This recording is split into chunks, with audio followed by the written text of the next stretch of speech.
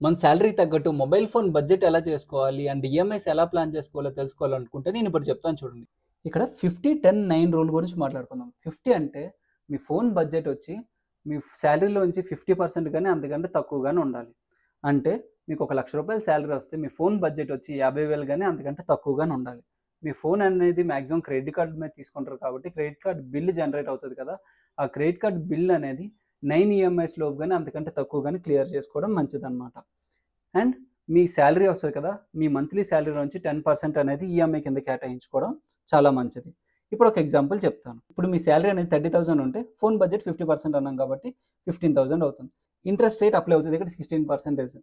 1,800 ఇక్కడ నుంచి 1,200 అవుతుంది. సో టోటల్ అమౌంట్ వచ్చినాక 16,800 ఇక్కడ నుంచి 16,200 దగ్గర అవుతుంది. సో ఈఎంఐ అలాగా ఇది divided by number of months. ఈ amount divided by number of months. So EMI చూస్తే 1867 2,700 రూపీస్ అవుతుంది. సో ఇది 9 మంత్స్ లోపు క్లియర్ చేయాలి. 6 మంత్స్ లోపు క్లియర్ చేయాలి. మీరు కూడా ఇలాగే మంచిగా బడ్జెట్ చేసుకొని ఫోన్ అనేది తీసుకోండి. ఎవరికైతే ఇది అవసరమో వాళ్ళకి ఈ వీడియోని షేర్ చేయండి.